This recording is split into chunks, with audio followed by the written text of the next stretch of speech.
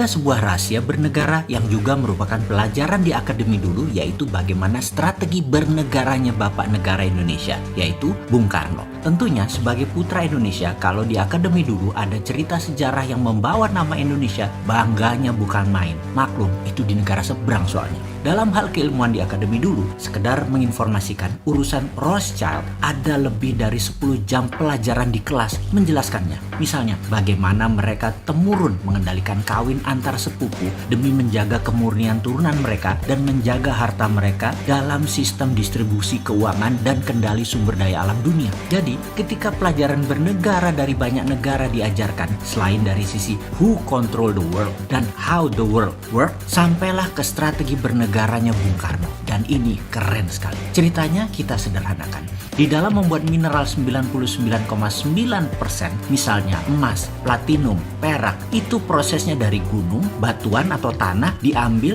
diproses tambang, dimasukkan smelter, di refining, jadilah metal murni. Metal murni dari mineral tambang. Proses membuat 1 kg emas dengan 1 ton emas ya sama saja mata rantainya. Disinilah kejeniusannya Bung Karno dimulai. Dia merasa mengapa harus menunggu mineral metal itu ada dulu baru kita manfaatkan sebagai alat jual beli metal atau alat tawar, dijadikan underlying terbitnya mata uang atau currency. Oleh Bung Karno apa yang dilakukan? Data di gunung, dihitung cost accountingnya, maka diperkirakan misalnya dengan kecepatan 10 tahun nantinya akan dapat 1000 ton emas misalnya. Maka ketimbang nunggu 1000 ton itu ada, rupiah di print saja senilai 1000 ton emas sekarang, di mana modal untuk membuat 1000 ton emas tersebut mulai dari mining proses hingga pemurnian refining katakanlah 30%-nya. Lah, gunungnya gunung sendiri ngapain dibayar? Karena itu harganya cuma 30%. Yang dibayar hanya proses tambang hingga pemurnian saja, karena itu dapatnya cuma 30%.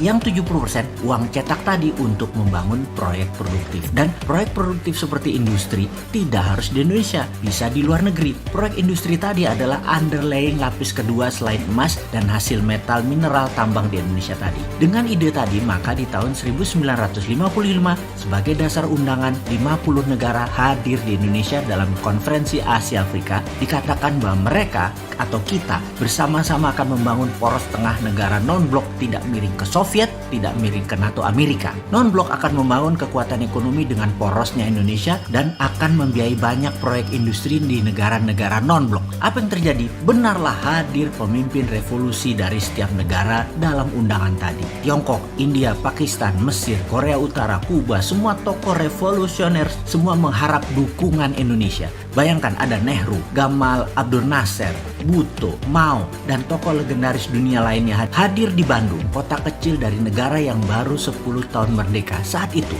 ide jenius Bung Karno mempesona dunia. Indonesia akan membiayai negara non-blok ekonominya tadi. Ternyata, Bung Karno hanya pemikir tunggal atau pemikir sendirian. Di dalam negeri, dirongrong kelompok-kelompok yang ingin berkuasa seperti kaum nasionalis, kaum sosialis, komunis, terus berada di sekeliling Bung Karno untuk dapat mempengaruhi kebijakan politik Bung Karno. Kaum Nasakom itu dirangkul oleh Bung Karno. Inilah yang membuat gonjang-ganjing politik nasional kala itu. Di dunia, kekuatan diplomasi dan manuver rupiah sebagai kekuatan ekonomi belum digarap sempurna. Geoekonomi belum tergarap cantik. Jadinya, beliau selesai dengan kudeta cantik di tahun 1966 yang selanjutnya sahabat tahu ceritanya. Pelajaran sejarah di akademi berhenti di cerita tersebut. Namun dunia tidak berhenti di situ. Tiongkok mengambil ide Bung Karno. Mereka tanpa jaminan sumber alam mineral metal berani melawan hegemoni negara superpower di tahun 90-an, di mana Amerika lagi fokus di Timur Tengah untuk mengambil energi minyak dan gas. Tiongkok printing renminbi berdasarkan industri dalam negeri. Dalam 20 tahun underlying mereka kuat dan mulailah ekspansi ke luar negeri, meminjamkan renminbi cetakan yang banyak ke negara luar